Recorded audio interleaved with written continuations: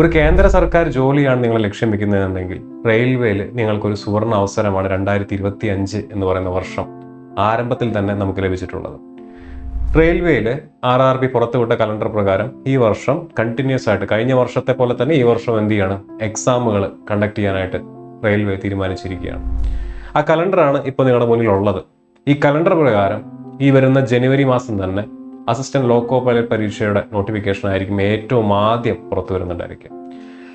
ഒരു 4 മാസം കഴിഞ്ഞ് നമ്മുടെ ഏപ്രിൽ മാസമാകുമ്പോൾ ഏകദേശം ടെക്നീഷ്യൻ ഗ്രേഡ് 1, ടെക്നീഷ്യൻ ഗ്രേഡ് 3 എക്സാമുകളുടെ നോട്ടിഫിക്കേഷൻ പുറത്തു വരുമെന്നാണ് കലണ്ടർ പ്രകാരം പറയുന്നത്. വീണ്ടും ഒരു 4 മാസം മുന്നോട്ട് പോയി ഏകദേശം സെപ്റ്റംബർ മാസമാവുന്ന സമയത്ത് NTPC under graduate, NTPC graduate, അതുപോലെ തന്നെ NTPC നമ്മുടെ ജൂനിയർ എഞ്ചിനീയർ എക്സാമും പാരാമെഡിക്കൽ കാറ്റഗറിക്കുള്ള എക്സാമുകളുടെയൊക്കെ നോട്ടിഫിക്കേഷൻ പുറത്തു വരുമെന്ന് പറയുന്നു. വീണ്ടും മുന്നോട്ട് പോകുമ്പോൾ ഒരു 3 മാസം കൂടെ കഴിഞ്ഞാൽ ഒക്ടോബർ മാസമാകുമ്പോൾ ഗ്രൂപ്പ് ഡിയുടെയും മിനിസ്റ്റീരിയൽ കാറ്റഗറിയിലേക്കുള്ള എക്സാമുകളുടെയും നോട്ടിഫിക്കേഷൻ പുറത്തു വരുമെന്ന് പറയും. അപ്പോൾ റെയിൽവേ അവരുടെ വാക്ക് പാലിച്ചിരിക്കുകയാണ്. ഏതാണ്ട് കഴിഞ്ഞ വർഷം നോട്ടിഫിക്കേഷൻ ഇട്ടിട്ടുള്ള എക്സാമുകളുടെ ക്രൈറ്റീരിയ അല്ലെങ്കിൽ എക്സാമുകളുടെ ഡീറ്റെയിൽസ് നമ്മൾ പരിശോധിക്കുകയാണെന്നുണ്ടെങ്കിൽ നോട്ടിഫിക്കേഷൻ ഇട്ടുള്ള അസിസ്റ്റന്റ് ലോക്കോ പൈലറ്റിന്റെ ടയർ 1 പരീക്ഷ കഴിഞ്ഞിരിക്കുകയാണ്. ടെക്നീഷ്യൻ ഗ്രേഡ് 1ന്റെ എക്സാം കഴിഞ്ഞിരിക്കുന്നു. ടെക്നീഷ്യൻ ഗ്രേഡ് 3യുടെ എക്സാം കഴിഞ്ഞിരിക്കുന്നു. ജൂനിയർ എഞ്ചിനീയറിന്റെ ടയർ 1 എക്സാം കഴിഞ്ഞിരിക്കുന്നു. RPFന്റെ SIയുടെ അതുപോലെ തന്നെ RPF കോൺസ്റ്റബിളിന്റെയും എക്സാംസ് കഴിഞ്ഞിരിക്കുകയാണ്. NTPCയുടെ എക്സാം ഉടനെ തന്നെ ഉണ്ടായിരിക്കും.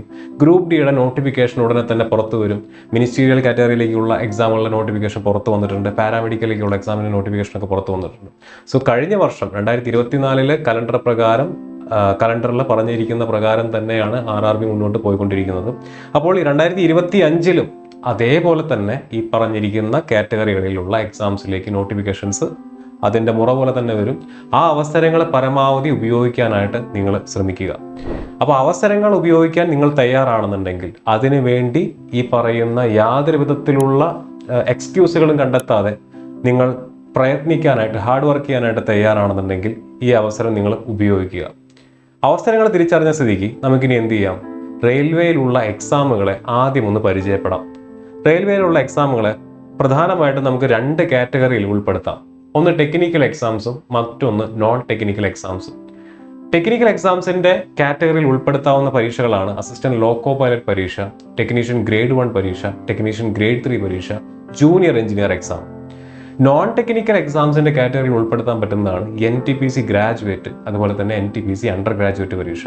ഇത് രണ്ടിലും വരുന്നു എന്ന് നമുക്ക് വേണമെങ്കിൽ പറയാൻ പറ്റുന്ന ഒരു എക്സാമാണ് ഗ്രൂപ്പ് ഡി എന്ന് പറയുന്നത്. കാരണം ഗ്രൂപ്പ് ഡി എന്ന് പറയുന്ന എക്സാം എഴുതി നിങ്ങൾ കയറി ചെല്ലുന്ന പോസ്റ്റുകളിൽ ടെക്നിക്കൽ സ്വഭാവമുള്ളവയും നോൺ ടെക്നിക്കൽ സ്വഭാവമുള്ളവയും ഉള്ളത് കൊണ്ട് തന്നെ ഇതിന് രണ്ടിൻ്റെയും നടുക്ക് നമുക്ക് ഗ്രൂപ്പ് ഡിനെയും വെക്കാം.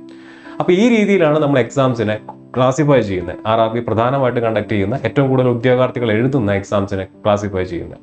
ഇനി എക്സാംസിനെ നമ്മൾ ക്ലാസിഫൈ ചെയ്ത് കഴിഞ്ഞാൽ ഇതിൻ്റെ ഉള്ള മിനിമം വിദ്യാഭ്യാസ യോഗ്യത എന്താണ്, ഈ ഓരോ പരീക്ഷയിലും ആർക്കൊക്കെയാണ് അപ്ലൈ ചെയ്യാൻ പറ്റുന്നത്.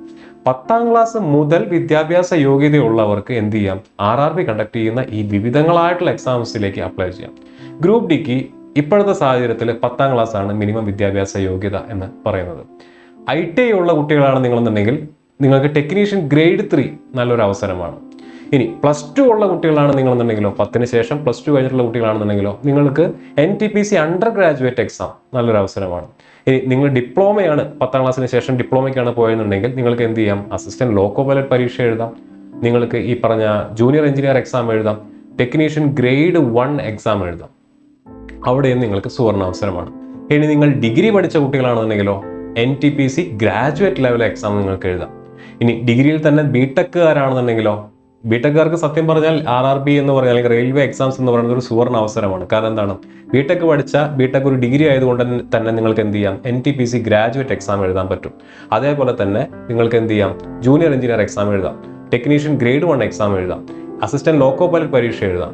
10ാം ക്ലാസ് കഴിഞ്ഞിട്ടാണ് നിങ്ങൾ എങ്ങോട്ട് കിടക്കുന്നത്, നിങ്ങൾ ഈ പറഞ്ഞ പോലെ ബിടെക്കിലേക്ക് കിടക്കുന്നത്. അതുകൊണ്ട് ഗ്രൂപ്പ് ഡി എക്സാം എഴുതാം. 10 കഴിഞ്ഞ് +2 കഴിഞ്ഞിട്ടാണ് നിങ്ങൾ ബിടെക് എടുക്കുന്നത്. അതുകൊണ്ട് +2 യോഗ്യതയുള്ള NTPC അണ്ടർ ഗ്രാജുവേറ്റ് എക്സാം എഴുതാം. ചുരുക്കി പറഞ്ഞാൽ RRB കണ്ടക്ട് ചെയ്യുന്ന ഒട്ടുമിക്ക എക്സാംസും ബിടെക്കുകാർക്ക് എഴുതാൻ പറ്റും. അതുകൊണ്ട് ബിടെക്കുകാർക്കും പിന്നെ ഡിപ്ലോമയുള്ളവർക്കും ഇതൊരു സുവർണ അവസരമാണ്. അപ്പോൾ ഇതാണ് വിദ്യാഭ്യാസ യോഗ്യതയുടെ കാര്യം. മിനിമം എഡ്യൂക്കേഷൻ ക്വാളിഫിക്കേഷൻ വെച്ചുകൊണ്ട് 10ാം ക്ലാസ്സിന് മുകളിൽ യോഗ്യതയുള്ള വിവിധങ്ങളായിട്ടുള്ള ക്വാളിഫിക്കേഷനുള്ള എല്ലാവർക്കും RRBയിൽ എന്തുണ്ട്, അവസരങ്ങളുണ്ട്. ഈ അവസരങ്ങൾ നിങ്ങൾ മനസ്സിലാക്കുക. ഇനി സിലബസിന്റെ കാര്യം എങ്ങനെയാണ്, ഇത്രയും എക്സാം ഉണ്ടെന്ന് ഞാൻ പറഞ്ഞു. ഈ എക്സാമിനൊക്കെ ഒരുപോലെ പഠിക്കാൻ പറ്റുമോ എന്നുള്ളതാണ്.